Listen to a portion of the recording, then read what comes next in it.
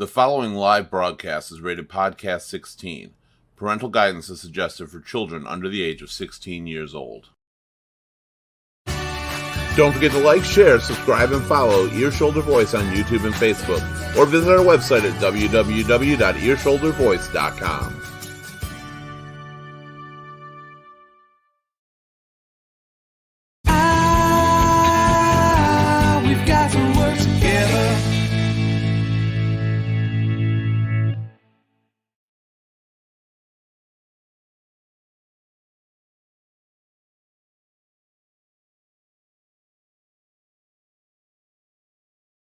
Good evening and welcome to ESV. These are such trying times right now for so many people.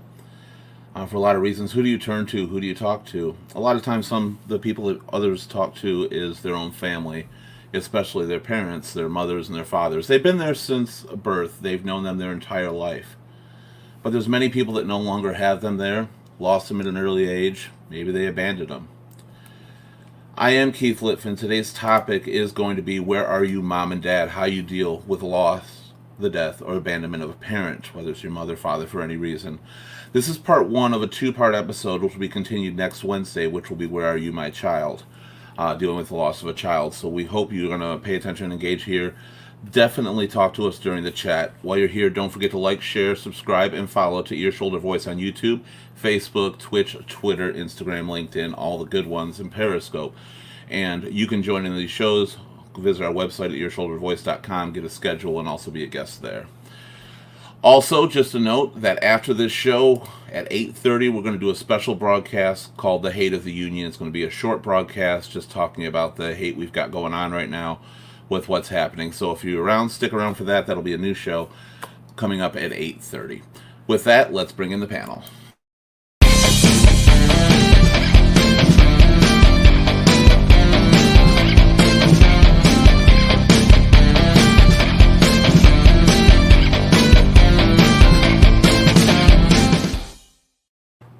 All right, so here we are. We're going to bring on our panelists for you tonight. Our first panelist is going to be the wonderful, the beautiful, the charming Linny. How you doing, Linny? Good. How are you? I am good. I'm good. I hope I'm going to stay that way during the show because this is a very deep topic we're going to talk about. Something that's been hard for a lot of people. How do you relate to this topic? Well, my story, I think, is going to be a whole lot different than everyone else's. All I can say is be careful what you wish for. It just might happen. I'm going to leave it at that. And I know we have a large panelist, so we'll kind of keep going, and I'll trickle in my story as we go along. That sounds absolutely great. We will do that. And I'm sure that all our stories on here are going to be different in so many ways. Hopefully we can relate to a lot of people out there with what's going on. Let's bring in our next panelist, Nikki. Nikki, hi, Nick. Hi. Multitasking here. How are you guys? Did you not know you were next? No, Well, you are. Keith, I'm a natural. Well, no offense, Lenny. I'm a natural blonde. I'm a natural blonde. Why does Lenny get no offense? Am I supposed to take offense to that? Because maybe. No, I'm kidding. No, never. It's never offensive. Just sometimes, you gotta plug the ear. I don't have both earplugs in, holding the air in. Anyway. That's true. That's important. Yeah. So, Nikki, we're definitely going for a deeper topic today. We're talking about the death of a parent, the abandonment of a parent or anything like that. How do you relate to the topic? I mean, I lost my dad. I can't believe it's already been 10 years plus. In the turmoil of it, basically abandoned by my mom. So I relate directly, but in a different sense. Of it too. Yeah, exactly. In a different sense, maybe than somebody else. How long ago did your mom abandon you?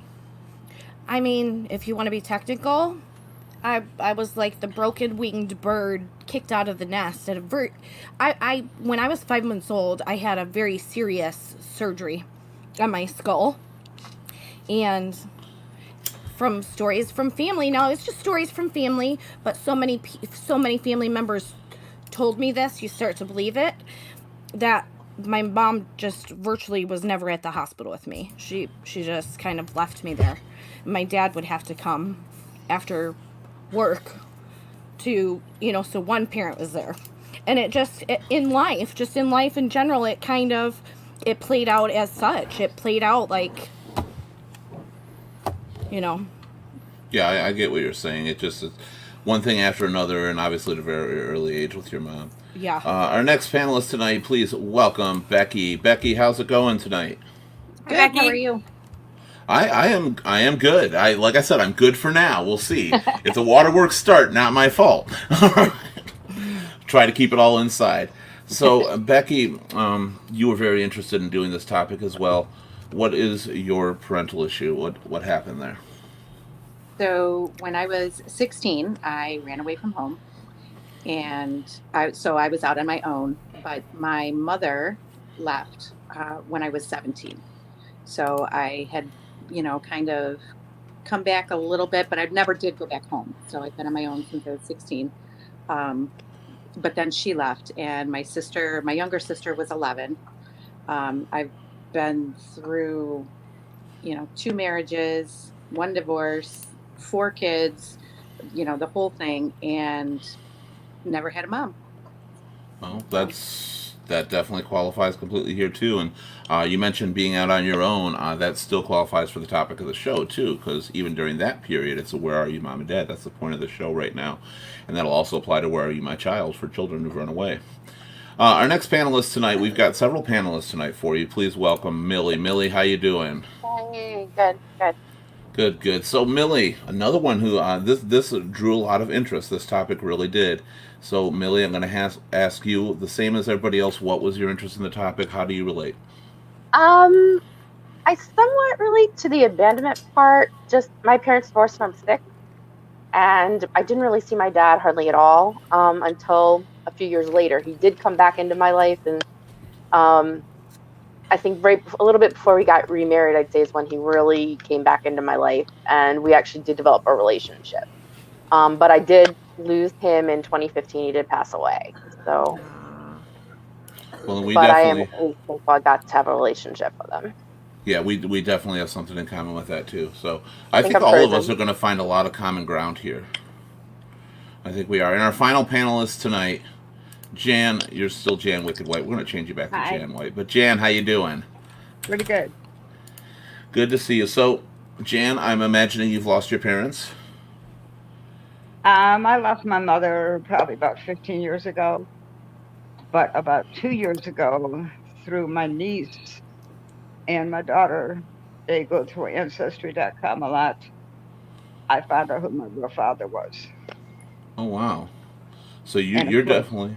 Yeah, of course he's long gone, but Yeah. I found out who he was. That's actually... It's amazing what they can do nowadays with that stuff, I too. That you can know. actually find that out, even though they're no longer living with us. Yeah. So you...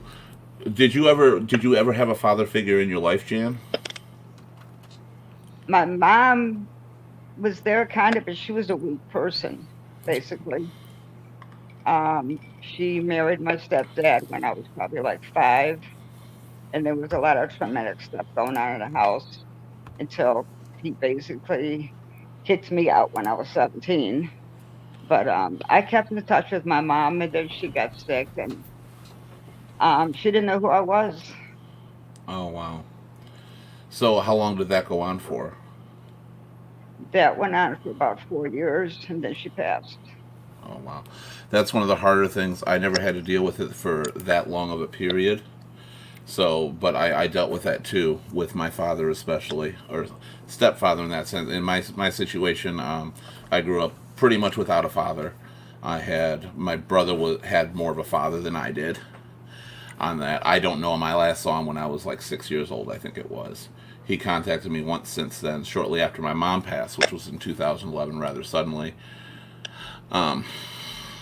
2009, I'm sorry, rather suddenly when she passed. And he contacted me out of the blue, apparently didn't even know about my mom, and said, okay, I want to be there, blah, blah, blah. That was the last time I pretty much heard from him on there. So that was the case. And I had a stepdad who kind of filled in for my mom a little bit, and he ended up passing away, and he was one of the ones I watched go through the hospice and all that stuff. So I've definitely experienced along the lines with what you've experienced, Jan, as far as the not remembering who you are. I've dealt with the sudden death on there, and I've dealt with the dad's not there type deal. And don't get me wrong, my dad wasn't there, but I became a great person. I became a fantastic person because of it, and I would not trade that. My mom did a bang-up job raising me and my brother, in every way she could. I am in no way going to down that. So let's start with Lenny. I want to start with your story because I'm very interested in it. That you want to share. Careful what you wish for. I think that's one that we want to get to. I'm not much for suspense right now. Halloween's over. Well, Tell me about it. all right. Well, first of all, I've only told this story to about 3 to 4 people in my whole life. So this is a tough one for me to even bring out, okay? So I might cry during it. I don't know if I will or if I won't. I really don't want you to put me all by myself on the screen either. Fair. Okay? Not a problem at all. All right. So, thanks a lot. Just kidding. Go ahead. Okay. Easing the tension. Well, all right. So my relationship with my dad was a roller coaster. That's all I can say. It was, I hate him. I want him dead. It was abusive. There was hidden abuse that I had. And our relationship was so like that because I was a very strong person. And I always told him if anything happened, if he ever did what he did to me, to my sister, my younger sister, and I didn't know that it happened with my older sisters, that I would tell my mother. Okay, and that's a whole nother show on what actually happened. But anyway, our relationship was so we were just so in torment all the time, and all I ever did was wish him dead. I hated him. I just hated him. But at the same time, he was the one person that I wanted attention from, and I wanted him to be proud of me. So I tried to become like everything that he would want because he had all girls. So I became like a tomboy, great in sports and everything else. I mean, I couldn't lose at anything because that made him proud. Okay. So at one point in time, my younger sister started talking to a friend, and they were talking about abuse of what was happening in her family. And I just decided to step in and talk to them. Well, my mother heard it, what I had said that happened to me, and didn't believe it. So then it became out in the open. I said, Mom, this did happen. And she confronted him. He said it did. It happened to my other sister. I don't know on my oldest sister. So he admitted to it. Yeah, but then it became really bad because he fell into a huge depression. And then one day I was gone, and he was sitting on the bed with a shotgun waiting for me to come home because I had outed him. And needless to say, all that went on, okay? Now, what winds up happening is he went and got help, got therapy, quit drinking because that was a big part of when he would do bad things. And we actually started to have a relationship. And I wound up having his son and all of that. And then all of a sudden we actually start having this, what could be a normal daughter-father relationship, and he winds up dying. And from this day on, it's like I wished him dead. I wanted him out of this world. And it actually wound up happening, but it happened. It was at that point you were developing a relationship. It happened when it could have been good, is the whole point. I'm gonna cry. I'm sorry. You're okay. You're okay. So. You started out very well with be careful what you wish for, because that is how it works. And if you don't mind to ask you another question about that, what haunted you most? The loss of him after the relationship, or the thoughts of what he did prior? You know what? I'm kind of blessed with the short-term memory loss shit. So I can like let things go for some odd reason. I don't lose my memory, but I can let things go if somebody proves that they're trying. You know, Yes. so I could let it go. And it did get to that point, and I swear it was like right at that point was like I'm finally having this relationship that is not I have to prove something. Things going on to a point. You really just want the acceptance, and you don't always know they're wrong. Well, two things that he did for me, or two people that have affected my life the most. He was one of them, because I became the strongest woman that I know in the whole world. I can like achieve anything, but that was because I was always trying to impress him so that he could then tell his friends, oh, what his daughter did, which was kind of like a boy thing. I was like a boy, but His boy. Yeah. Becky, you said you were out on your own when you ran away. What age were you when you ran away? 16. You were 16 when you did, and how long were you gone for? I'm 46 now. I've never gone home. You didn't. So your mom passed away when you were 17. You said. She left. Oh, she left. Yeah. She did. So you technically left first. That's an interesting situation there. So did you see her at all before she left? Even though you ran away, had you ever seen her between those points? Yes, she actually came. I had an apartment, and she came to my apartment and gave me a letter and told me she had to go to work, and I needed to go to my old house and meet my dad when he got home from work and give him this letter, and it was her "I'm leaving" letter. So, but you actually saw her at that point briefly. Yes, I didn't know what was happening because I didn't open it. Oh, I gotcha. Then So you ended up opening it afterwards, I assume. my dad did, yeah. Okay, and then told you about it. During your period of being on your own, were you tempted to go home? Did you feel it was the right move or wrong move? Did you miss your parents at all? You know what, I did, but my parents were never really there for me. So, it wasn't like warm and fuzzy. My dad was an alcoholic, and my mom was basically just trying to fend for herself, and keep herself out of trouble. So no, I never wanted to go back Are home. both your parents still alive? My mother, I don't know. I have no idea. Okay. My dad, yes, is still alive. That's good to know. So you're still dealing without the mother. Is there any do you have a relationship with your dad right now? Not currently.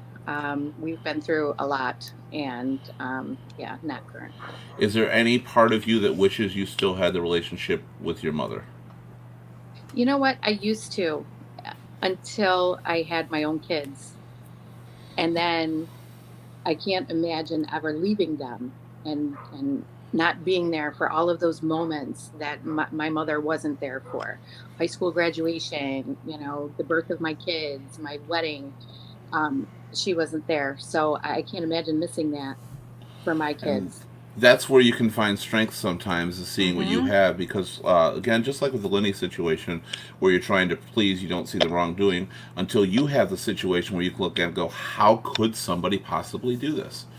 How could you not want a relationship with your child, no matter who they are? Yeah. And that's a really rough one. Nikki, Yes. moving on to you right now. All right, so In the hot go seat? ahead. You're in the hot seat, girl. What do you want to know? Well, I want to know about the relationship with both your parents. Well, I mean, I was listening to Lenny, and it like resonated so deeply because I had a very, man, for really young, it was very broken, you guys. Like, my parents divorced. I want to say I was in, no, put me back on. I'd rather look Yeah. at the Just whole one panel. second. Seriously. Just 1 second. No, we need group therapy here. Yeah, like, I need you to hug me. Exactly. Hey, I'm the director here, okay? There's things that have to go on in the background, which is why you go full screen on occasion. Okay. So, from a very young age, I think I was first grade, my parents separated. And it happened, in a child's world, it's obviously very abruptly, but I was very, aware of the situation. I just know my dad was a professional fisherman, okay? He was gone on a fishing trip, and my mom packed us up and just left. And we didn't see our dad for a good year and a half. She kept us away from him. How old were you? How old are you in first grade? 6, 7? 6 or 7, Okay, yeah. Yeah. Yeah. So, and she kept us away from him for a year to the point when we did finally see him, it was like closer to a year and a half.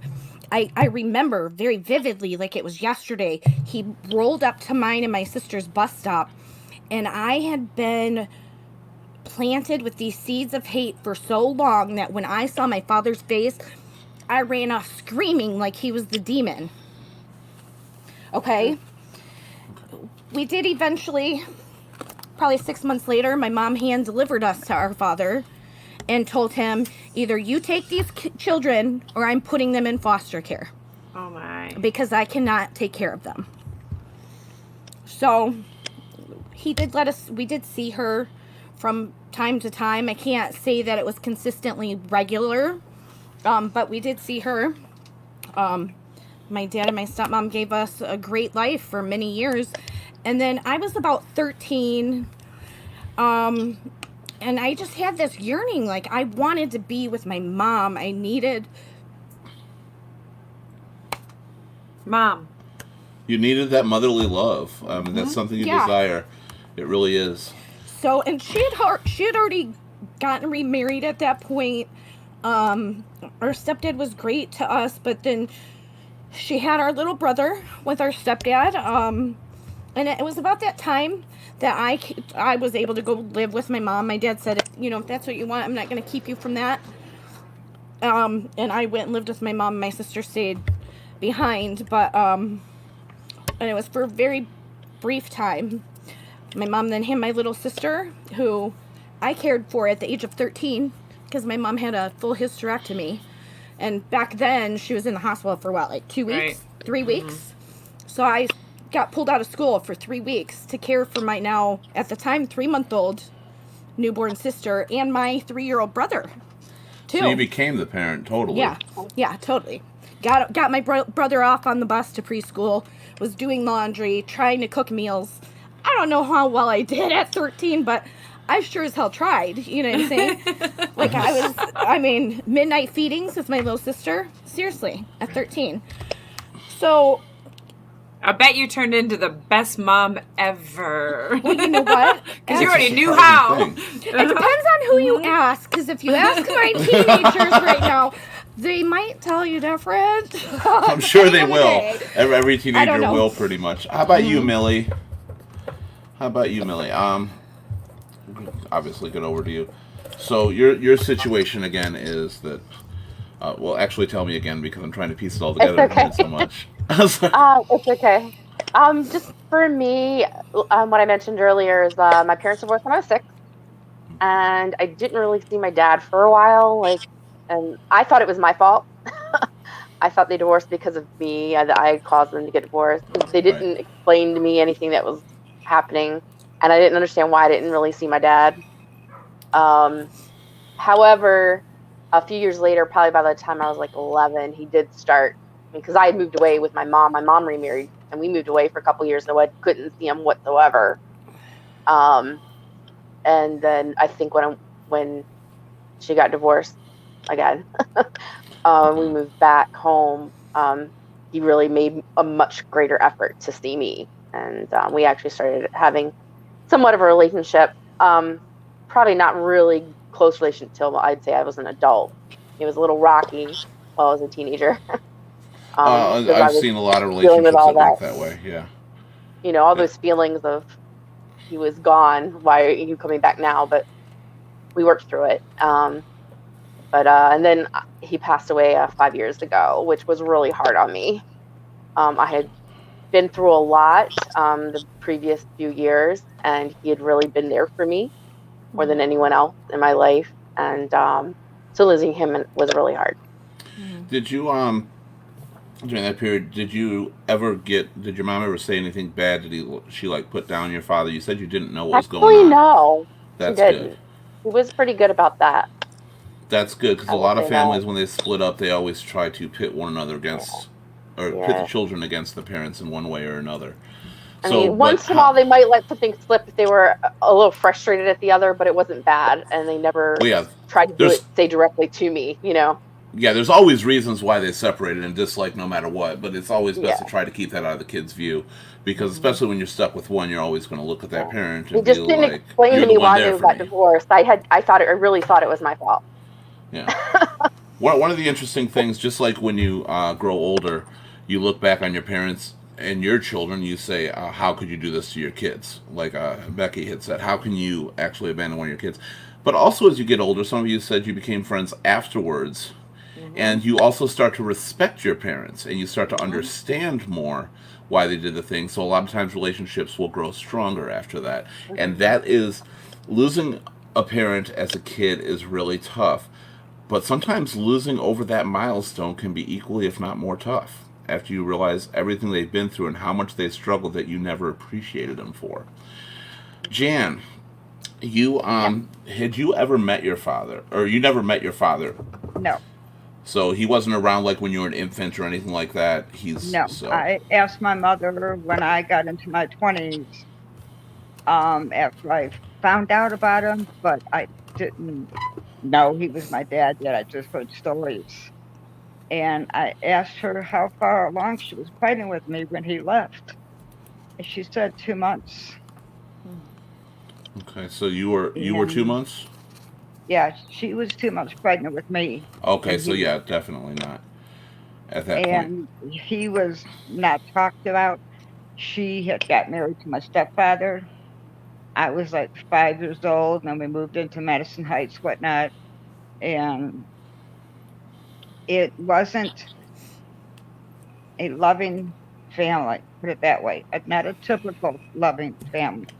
Was there a stepfather Long around? story short, my sister got pregnant by my stepdad, So I guess that answers that question. and he took her down. They took her down Detroit, and this is when the abortion and busing issue was going on. And they took her down Detroit. She was working, and she was classified as mentally retarded back then. And they took her down to Detroit, and where she worked at, the place had closed, and the owner gave everybody a $500 savings bond. So they took her down to Detroit and got an abortion. And I came home from school, and I didn't know none of this. I came home from school. I was in junior high, and my mom and my sister and I shared a bedroom. We had bunk beds, and my mom was in the bedroom making the bed. And my sister used to went to bed all the time at night because of nerves.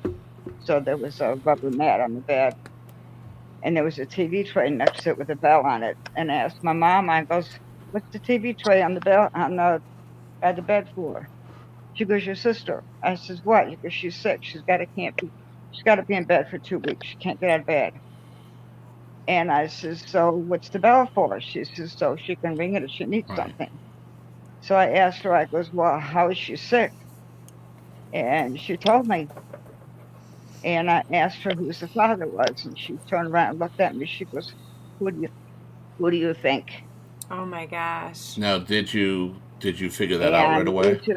it just kind of floored me because I remember he used to come in our room in the middle of the night, and I would feel the bed moving, and I would look down. I was on top bunk, and I would look down, and I seen somebody's hand, and it was a man's hand. Now, did So you my mom, understand like I during said, that period? Did you really yeah, understand what was going on during that period? yeah. Like I said, my mom was weak. I asked her. I ended up finding out later that this all started with my older sister when we were living in Herman Projects in Detroit. Okay. All right. I'm And that's gonna. when it all started. I mean, they would go out to dinner, and my mom would be home cooking dinner. Next thing I know, she told me that my stepdad would come downstairs with his All right. suit, All right. I'm and gonna. my sister would have a party dress You on. know, I got you. I'm gonna move on for a little bit. This Yep. is going to be a topic of another show, really quick. What a lot of us have experienced already that we talked about. That is going to be another show. I want to get to more of the part of being without them, and I'll start with you on this one, Jan. Was there ever a time with everything that happened that you thought you wished your real dad was around, or did he kind of create a hatred for other men? Because both are very possible. It made me scared Of what? Scared because of what? because of being that I didn't know him and I didn't know what kind of person he was, and I never met him in my entire life. But I knew my stepdad, and I knew what we didn't get, the love we were supposed to get as kids. It made me scared of what love was. When I got older, I was afraid to have a relationship with anybody because of how I was brought up. So Becky, building off what Jan said there, was there anything that created more distrust for you growing up as far as not having both parents there? I mean, obviously, I would say just with the men in your life, but obviously your mom caused a lot of issues too. Was there any distrust you think that was instilled in you from those events? Oh, sure. Yeah. I mean, I have some pretty high walls, even now, it. it takes me a while to trust someone. But I'm also the type that, I don't forgive very easily. So I'm not ready to be hurt over and over and over. So if you hurt me, then I'm kind of done. I can agree with that. That's another thing that comes in. I feel that huff over there, Nikki. I feel that that build up, that strength right there, Nikki. What do you got to say? Nothing, I'm just hearing, like, I don't know. I'm just listening. It's overwhelming when you It realize. is. And the thing is, you look at people a lot of times, and especially this group here, we're usually some of the happiest, fun people around. Yeah. You don't know the stuff we went through. Nope. You don't know all this backstory here. How do we keep that face on? What do you think is the secret, Lenny? Keith, I think it's as you get older, you get more secure with who you are. That I do think is a big part of it, because when I was younger, I would never have told anybody anything of what had happened, because I loved my family. I mean, I still love my dad, even though that we had a really weird relationship. He was the one person that I wanted to be proud of me. He's the reason why I am successful at anything I do. It's a lot of my success has to do with the fact that he made me want to be that way, because I felt love from him in that way for whatever reason, Right. and it's just then instilled it in me. So I think you grow stronger from whatever has happened in bad in your past, no matter what. And if you can get past the point of, it making you nuts from it, you can move on and become something way better than what you even think you could. It's a fine level of balance. Go ahead, Nikki. I just said amen, sister. Yeah, you're right. It's a fine level of balance when you get from being stronger is important. You become a strong person. You're not afraid of what people think of or anything like that. That's true. But the other aspect to being a strong person is the fact that you know that defines you. And The is strength.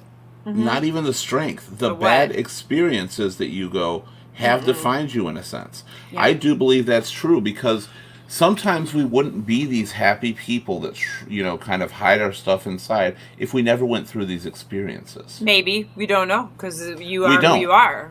We don't. But is it not at all uncommon that all these really happy people, and I know aside from Jan, I don't know really outside, but I've seen all of you, and you are the most bubbly, happy people All right. I So could even find. I think and it's yet this. you've got the deepest backstories. Keith, it's this. It's that if you can persevere through that shit, and you can come up above it, okay, you then can push it aside and just be who you are. You think about it. If you can make it through things, I sometimes wonder when people have problems, going, "Are you kidding me?"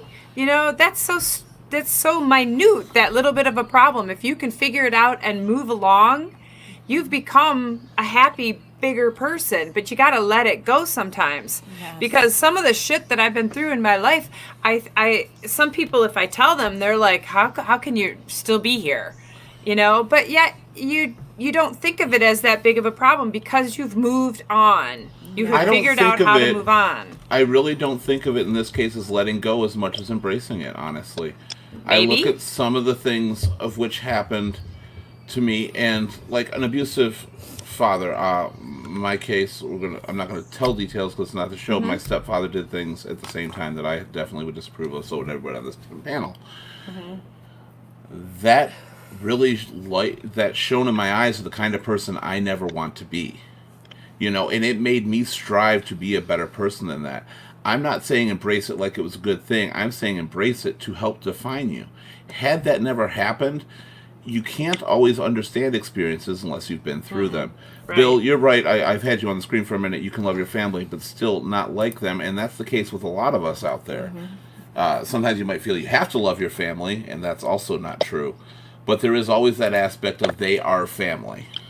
But do you think it's because when you're a child, you don't understand, and as you get older, you start to realize who you are, and not let those things define you, but you take the part of it that you were able to kind of get through, and it makes it stronger Well, to help other people with maybe that same problem that they're going through, and Well, they don't know what to do with let's it. ask Exactly. Becky the difference here, because Becky, you specifically said when we were talking about your mom that you now look at your kids and wonder how could somebody run away, and it's definitely changed your trust issues and stuff like that and abandon your kids. So do you think it was more of, do you think that it all helped to define you? Yeah, absolutely. You think it was? I think it works both ways. I don't think you can always see it. So, what do you think you do differently that maybe you wouldn't have done having experienced what you experienced? Well, I think you fight harder to Right. not be the same way. For me, anyway, I fight harder to try not to be the same way she was. You know, she would constantly just not be there for us, and so I've gone out of my way. Not that I wouldn't, but not only to be there for for my kids, but also for my friends and anybody who needs me. And anybody who knows me will tell you they can call me anytime, and I'm there. And Yeah. that's who I wanted to be for myself. To say, you know what, I am not my mother. I am not who she is, and I've worked really hard to not be her and Right in line be a with that, better Ashley person. says when you start seeing your parents as individuals and people, not just mom and dad, and that works both positive and negatively, that you can realize sometimes your mom may have been fucked up, your dad may have been fucked up, but they were people that were fucked up. It's not all parents. And finding that strength. And another thing, one of the common phrases, the apple doesn't fall far from the tree. And that's a terrible phrase because that's only true if you don't do anything about it, if you do not have that strength, if you do not overcome. Millie, your issue, obviously, you had the good relationship with your dad somewhat. You're a happy girl, Millie. I like that. I know you've been through a lot of stuff, but you're always a happy girl on there. Yeah, What I'm one of would those you? that seems like it, but I've struggled a lot with depression throughout my life. So Aw. I'm one of those that I looks like I'm always happy, but not always. As our very first or second show, one of those two, you see somebody with a smile. There's usually a dark backstory. Hmm. There's a reason that that smile's up there. It's the behind the scenes people don't see. Are there any aspects for you, Millie, that you wish would have worked out differently, knowing they could have changed the person you became? Hmm. I I know mean, I hit you with a tougher one. yeah, I don't know. I Oh, that's wasn't ready fine. for that one. I know that's fine. Don't worry. You don't have to be ready for all the questions. I'm just going to throw random ones out. What about you, Jan? Do you think having like your father in your life, you have a different outlook on parenting? Uh, you had a fear of men growing up like that, fear of relationships in general. Do you think there's any aspects you wish would have changed, knowing the strong woman you've become because of it? I became stronger. Hmm. Now, if you change Totally. those aspects, do you think you would have became stronger? Yeah, I became stronger because of it, because I didn't know, like I said before, the love of what actually family was. And then when I got married this time, and I mean, I've got my 3 kids, and I could give them love and get it back without strings attached. That makes sense. And Um, like I said, I didn't know back then, when I was growing up, there was no huggy because that meant something else. It does. But Discerning the kind of love that people are providing and the kind you're getting is a really hard thing to do. And as you grow up, you still are going to have times. There are people that are adults now that are 30, 35 years old that still don't understand the difference. And that's where apple doesn't fall far from the tree I comes in ended up because they don't actually, learn. I ended up actually a few years ago, and I've been telling one of the girls to do the same. Anybody that hurt me when I was growing up, and then the relationships I've been through till now, I forgave them all Mm. because Forgiveness, if I don't forgiveness is forgive them, I important. can't go forward. You're But right. You're right. people don't forget that forgiveness is not forgetting, and that's what a lot of Right. That's people right. forget too. I never forget it. It's in the back of my head. Yeah, It'll never go away. but you're absolutely. I don't think for some people it is forgiveness. Some people it's realizing what Ashley said that they are people. They are not a definition of all parents that make you move forward. anybody think that their parents leaving, passing away, anything like that, an early age, abandoning, has had a negative impact on the way they raise their own family subconsciously, even though you're trying to put things forward? Do you think you ever wonder if you're doing the right thing? Because you also no longer have that parent to look up to. And I think that's important because we always strive to be better parents than our parents were. So do you think having a negative parent negatively impacted, not that you didn't do a good job and not that you didn't do a better job, but do you think it was a bigger fight to do that better job? I'm doing a good job. I'm doing a better job. Nikki? Because my kids are better than my kids are better than I was. They're stronger than I was when I was their age. You always want them better. Nikki, what were you saying? I was just gonna say I don't think it's hard to really say, because to be honest, I tried to do I honestly ask myself, like, how would my mom have handled this, and then I do the opposite of that. There you go. Yeah. That's So, but can I say whether I'm right or wrong? No. I mean, but my kids are great kids. My kids aren't out there raising hell. I have an amazing relationship with my children. We speak very openly, and they're not afraid to come to me. They're still young, so we'll see. always pay attention to the dish that's served, not the chef when he's cooking it, really. I mean, your outcome is good. You've got the kids, you've got some great kids from what I've heard from you, what you've talked about, except for when we're not on the show, then totally different story. No, I'm kidding. You are great. Bill says my parents were too good to your siblings. Now, Bill, were you a middle child? By curiosity, because that would be kind of common on there. I was middle. You were middle. I was younger. I was the second oldest of 6. What about you, Millie? Jeez, you're little. I was the baby, and my siblings are way older than me. Were My you brother's spoiled 16 rotten? years old. No. My brother's 16 years older. My sister's 12 years older. I'm the only one. Like, they were pretty much grown when my parents got divorced. I was the one that was the kid that didn't understand what was going on. So we've talked about the abandonment. How many Affected people? them differently. How many people here have lost one of their parents as an adult, like over the age of 20? Yes. I have. That was me. You have her. Okay, so we'll start with you, Lenny. Lenny, how old were you at the time? I was, 25, I think, when he died. Okay. So you were, and you had developed the relationship at that point. Yeah, we basically hated each other. I mean, when I outed, we'll just say that, when I outed what had happened, I think I was maybe 19 at that point. So between 19 and 22, there was just a really weird relationship between us, and then he had gotten a whole lot of help, and he had alcohol issues too, so he had gotten a whole lot of help and came around, and then I wound up having a child who was a boy. He had first grandchild, and that was a boy, and that was a huge thing for him, and then he became very close to my oldest son. So your child actually kind of united you more. Yeah. So, and again, he was trying so hard to, in all fairness to my dad had a very difficult time. He had 4 girls, and one of which at age 16 was in a tragic car accident and in a coma for a long time. And my mom's attention and all of us had to go to that, and he went to drinking and other issues, and it's a whole nother show.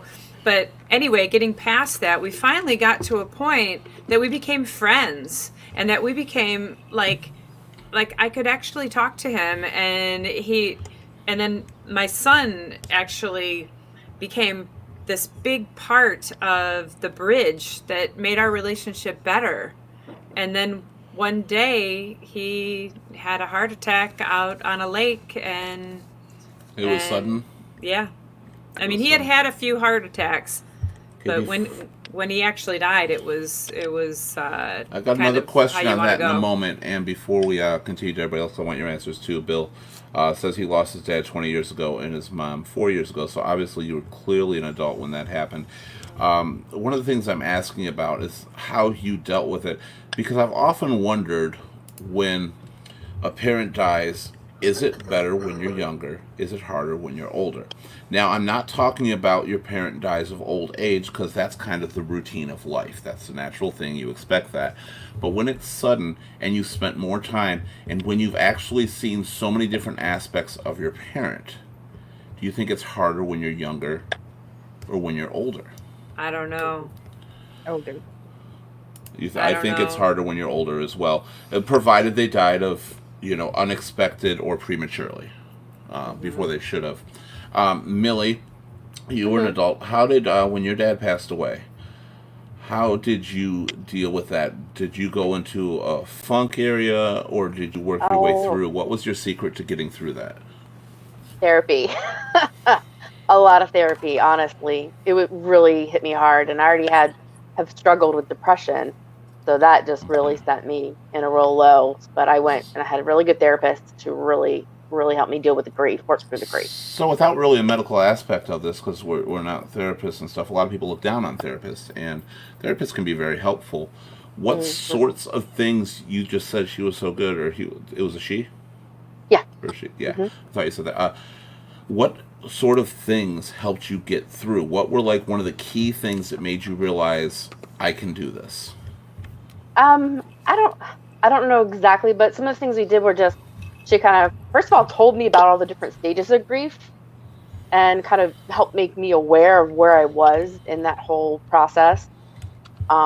And in that I could kind of see, okay, yeah, this is how I'm feeling, this is what I'm going through, this is where I'm at. It helped me kind of see things a little better, um, and not to stay so deep down. And she just made me know that it was okay to just sometimes go and not think about it. It was okay to not think about it, Right. and just do something for fun. That was okay, knowing that I didn't have to stay so Bill, deep I'm very much in that appreciating depression. your input on all this. By the way, I just want to say, you say you took care of your mother starting the day after your dad died, even though two siblings were living with her. That's I don't want to cause any hate for any members of my family on here who may be watching, but one of the things is I ended up taking control. My grandmother actually was kind of my father figure growing up. My dad, or not my dad, I'm sorry, my mom died very unexpectedly right before Thanksgiving. Another reason why this show is kind of in November. Kind of thinking about that right there. And I mean, literally the first thing I did was my grandmother came to live with me. And she was my father parental figure. She lived with my mom the entire time. And she was one harsh bitch. You did not want to fuck with her. Like, my mom was a saint compared to, I gotta say, as far as losing a parent, my mom was an angel. I am, in a sense, if you know me personally, I'm a spitting image of my mom in the way I am, the way I act with people. I thank her every day for who I've become.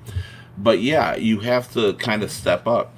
Now, one of the things I'm going to ask Bill here, because he had mentioned even two siblings were living with her and did nothing. After the death, did your siblings become closer? My brother, now me and my brother have been close. There was a rocky period with the whole family early in his 20s, but we got close. We got together again and we were close. But after that, we became even closer. We are almost like we are best friends now.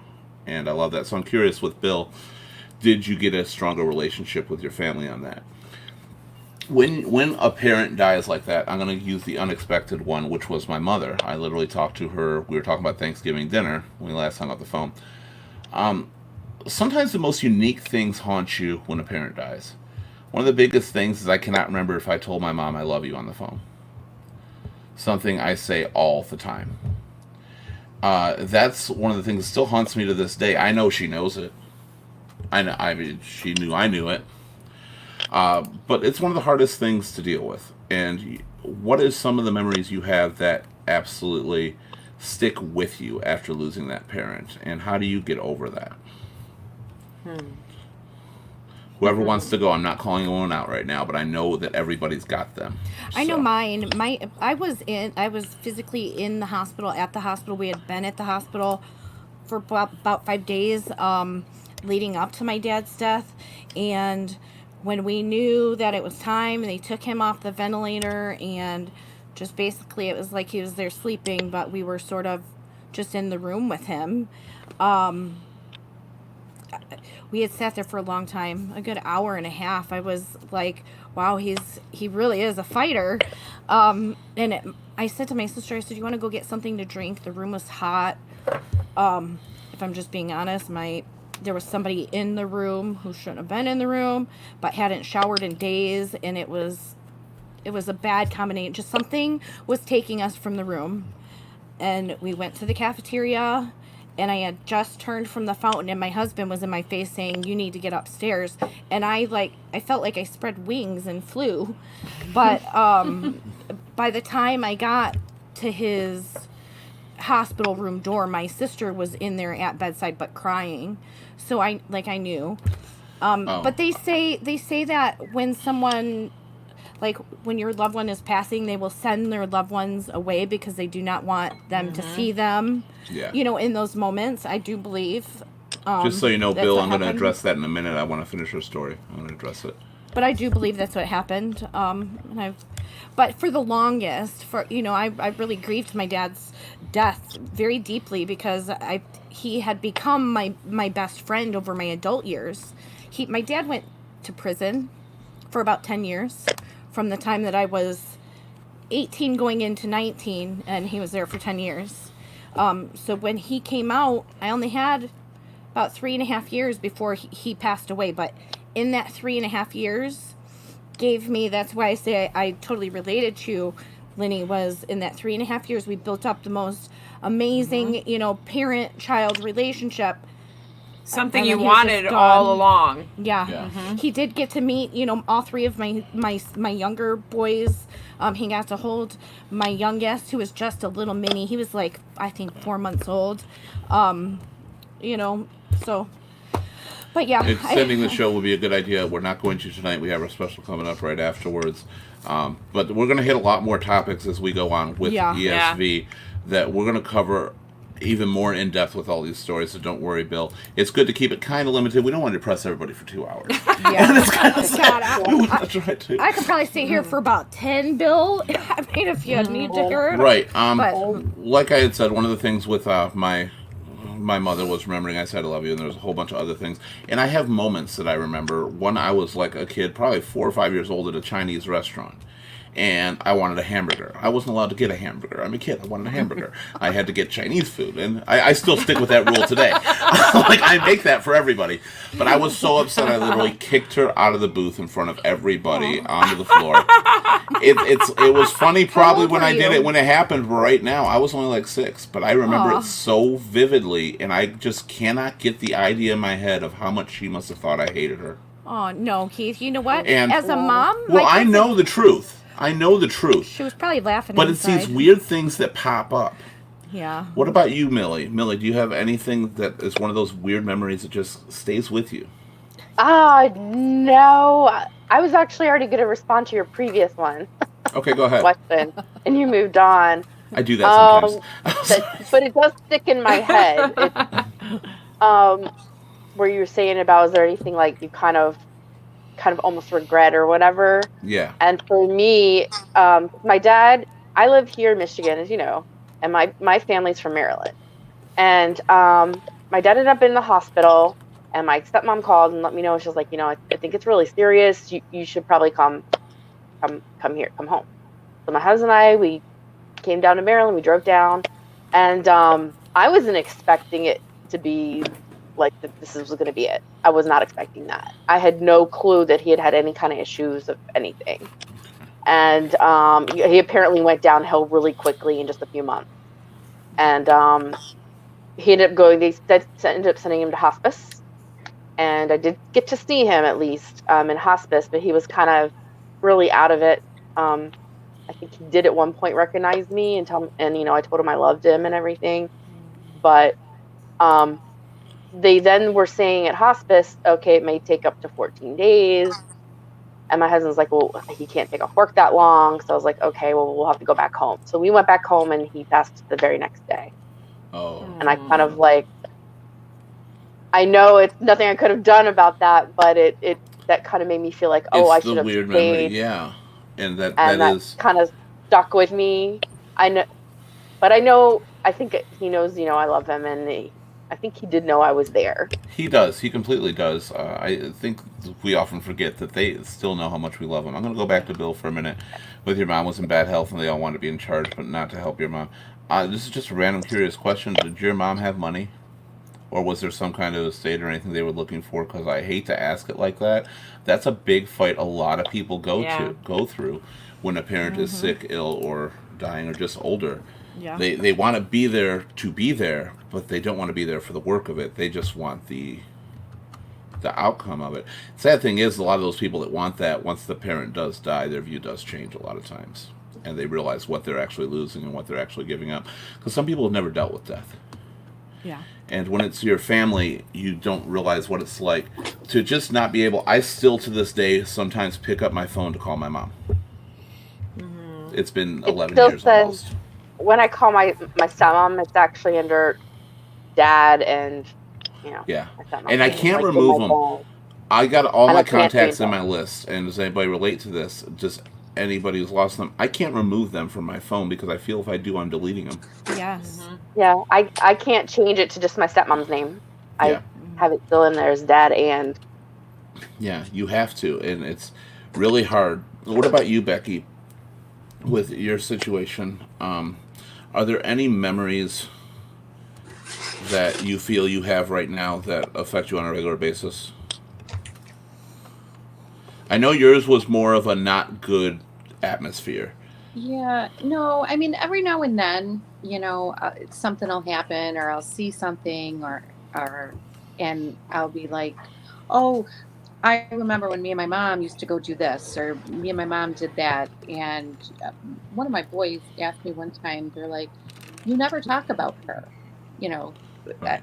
like you sounds like it was good. And there were times that were, but no, there's nothing that I pine over. I mourned both of they are not dead, I don't think. My mom is, um, but I mourned them a long time ago. So there's nothing that I let linger like that.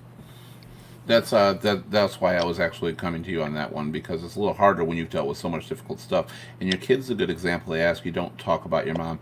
Is that by choice or just do you think no situations ever came up that really your knowledge of your mom would have helped in?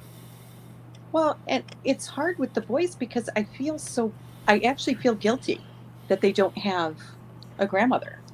I have that guilt that, you know, eh, should I have tried to track her down, and then I'm faced with, well, she didn't track you down. And, Wow. and I'm not the one that left, but it's, it's really hard to know what to do and what you can talk about. So yeah, I guess it was kind of on purpose, What not you talking just about it. said was really big too.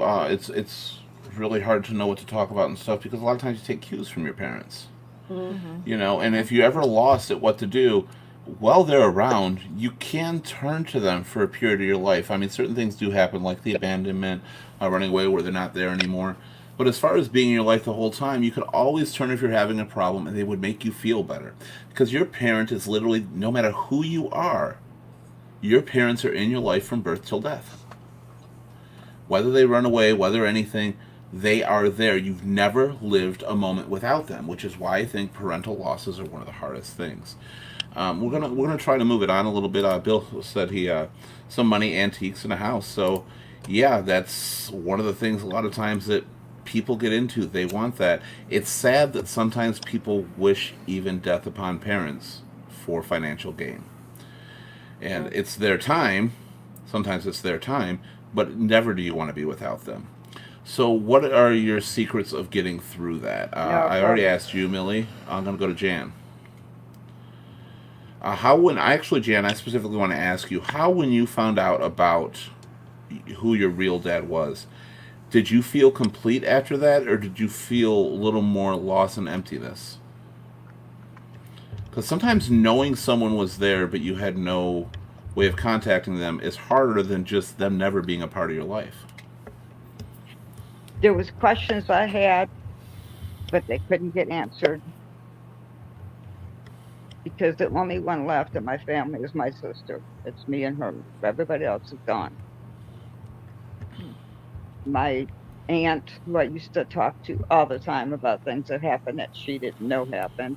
She's gone. I talked to her daughter, my cousin. She didn't know nothing about nothing.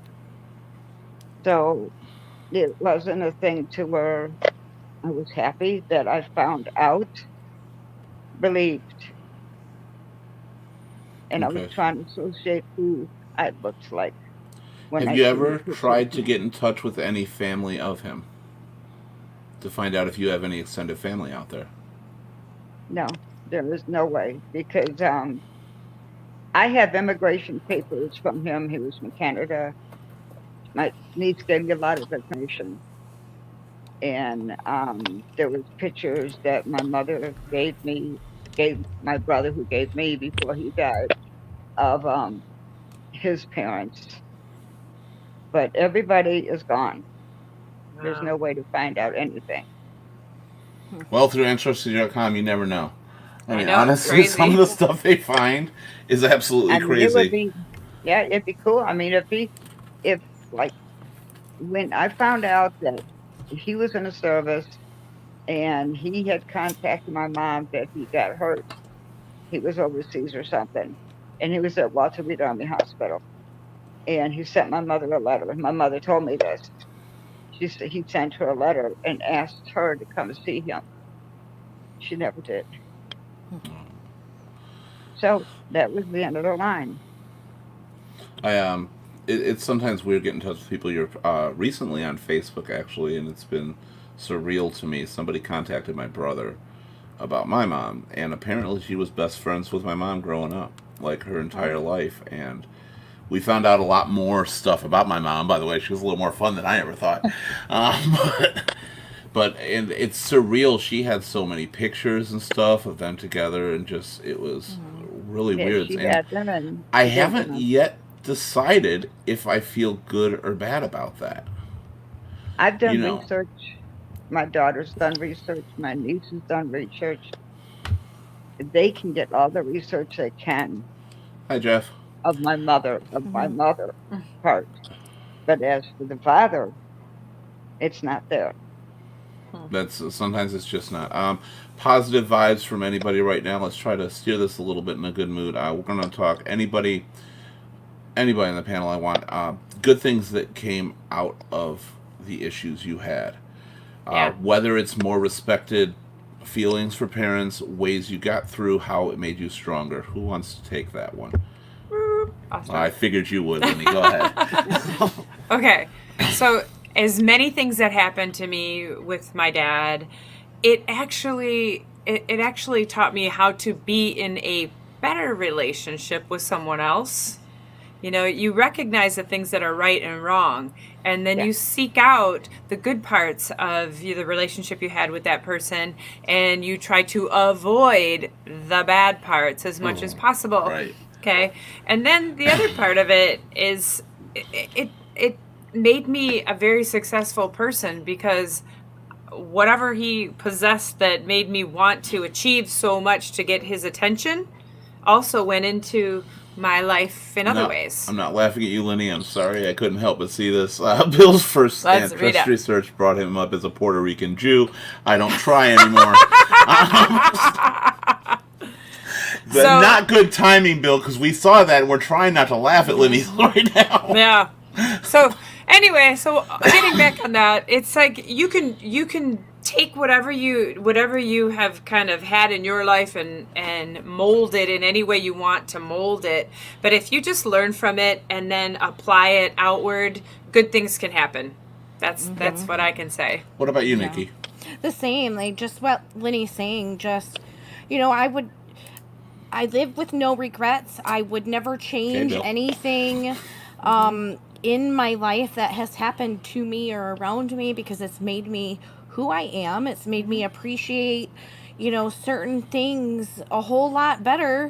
And my eyes are much wider open to, the realities of being a parent and just living life to my very best life. If you had to give a line of advice to somebody who just lost their parents, what would it be, Nikki? Who's struggling? Give yourself time to heal. my wounds from losing my father still, still exist. It never goes away, but it only gets easier in time.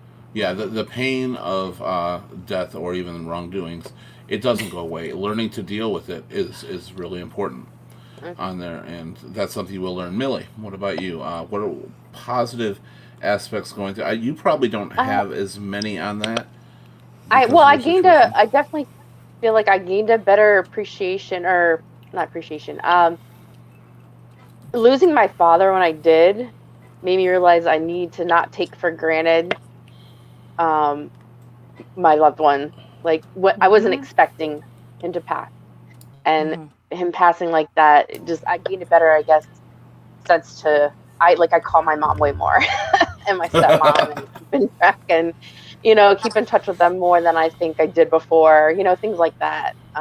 It can bring you a lot closer to the ones that's still around, definitely. And Yeah. like I said, with me and my brother, it brought us even closer. We were close, but we're definitely closer. We make that time. Jan, any positive aspects you can think that came out of all this? Anything that I have gone through, big, bad, small, whatever, good, I have learned from all of it. And I've got 3 kids from all of it that understand what I went through, that know what I went through, and they are my support. Do you think you would have I love that. been able to raise such great kids if not for your bad experiences? I mean, I'm sure you would Yes, still raise good kids, but do you think you impart a lot of knowledge you would not have been able to without those experiences? yes. So that's a good thing helping. I, Becky? I, I've been Oh, told many times I'm a good mom. I did a good job. well, we know Sheena, and you're a good mom. We gotta Yeah, say. Aw. We know Sheena on here. she has Uh, come such a long way. I'm proud of her. yes, she has. You should be proud of her. She's a wonderful woman. Yes. Becky, what about you? Positive aspects that came out of it? Well, I hope I became a better person and better mom than my mom was. Don't Obviously, think there's a doubt in anyone's mind on that one, that's girl. everybody's hope. But I also hoped that I instilled in my kids what family is. And you don't need every member to be there. But you know what? As long as you're there, that's all that counts. That is 100% all Yeah. that counts. That's one of the biggest takeaways, I think, is that line you just said from this show. As long as you are there, that's all that counts. Part of Bill's ancestors invented alcohol, so the other ancestors couldn't rule the world. Bill. We had you so deep at the start of this. The start of this show, you were so deep and so good. I definitely, though, you're Scottish Irish, and they invented alcohol, so I'd like to really thank you and your ancestors 100% on that one, because that helps me get through things.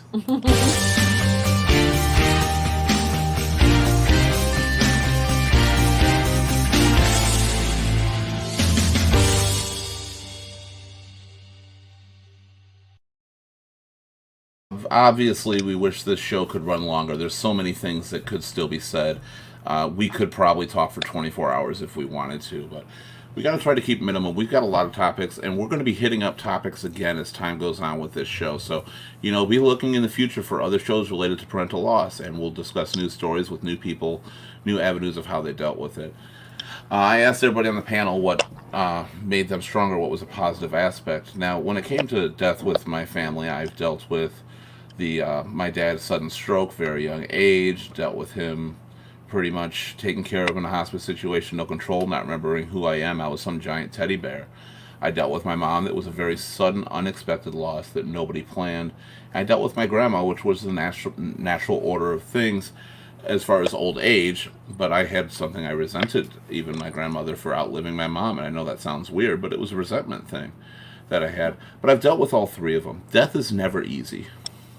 No matter who it is, I always ask myself, is it better to know somebody's sick dying? Is it better to have them die of old age? Or is it better to have them suddenly die, done over with, and not watch them die?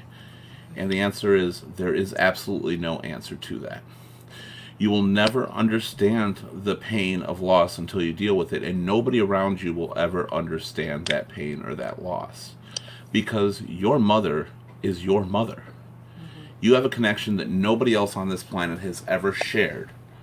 good or bad, nobody has shared the same connection you have with your mother. Same with your father. There is a connection there that nobody on this planet has ever shared that you share. So when they die, you get sad, you get depressed, you don't know what to do next. But there's one thing to do, and that's the most important, and that's let them live on through you. When people look at you and they see your smile, get that smile from your mom or your dad. When they see you being a happy person, excitable person, realize it's because of the way those parents raised you. The aura you present, the light that shines from you, is a reflection of the people in your life that helped define you. Don't lose that. If they were a great parent, live with the memory. Make sure everybody sees how great of a parent they were, because you are the greatest thing they've ever created in their eyes. If you did not have such a great parent and you've lost them too for whatever reasons, let that live through you. Let lessons live through you. Teach others to have a better life. Show them what it is to be right, to be wrong. Be a better parent than they ever were. Make sure your kids are better parents than you. Because coming up on the 18th, we're going to have a topic that is when the kid becomes the parent. So if you don't make sure your kids are better parents than you, when you get old, you're going to really regret that decision. Period. Because they're going to be there and they're going to be taking care of you if, God willing, you live to a ripe old age. I am Keith Litfin. This topic today has been Where Are You, Mom and Dad? Following at 8:30 after this show, we are going to have a very special show, a very short show, relatively short, we hope, we never know, for sure, called The Hate of the Union, and it is just about people's reactions, especially right now. Things are turning turmoil again, and we don't want to go back to step one. However, our next topic coming up on Sunday, that's going to be November 8th, is a sound influence, the music show. Yay, not depressing.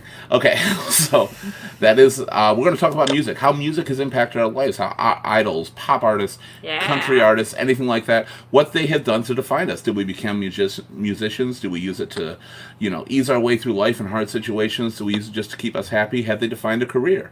I mean, music is one of the biggest things that impacts people more than movies, more than TV, and all that stuff we've discussed before. Music is always center stage. And see what I did there? Center stage music. Love it. So that is going to be coming up on Sunday. And on the following Wednesday is the sequel to this show, which is Where Are You, My Child, where we'll cover dealing with the loss of a child, which is a much harder, even deeper topic than we did today. We're going to have some special guests on there. It should be a very interesting show on that. Don't forget to like, share, follow, and subscribe to Ear, Shoulder, Voice on YouTube, Facebook, Twitch, Twitter, Periscope, Instagram, and LinkedIn. I got them all. Isn't that awesome? Yeah. I did. And go to our website at www.earshouldervoice.com and look at our live schedule there. Sign up to be a guest panelist. Do what you got to do. Other than that, thank you again for being here, and we will see you all again soon. I am Keith Litfin. Linda Hake. Love you guys. Thank you. Bye, and I'm Nikki. Bye, Nikki. Bye, Becky. Bye. Jan, it's been great. Millie, Thanks, absolutely everybody. fantastic. You guys are amazing. Thank you again for sharing such deep personal stories. We really appreciate that. A lot of people out there, I think, need this. So thank you.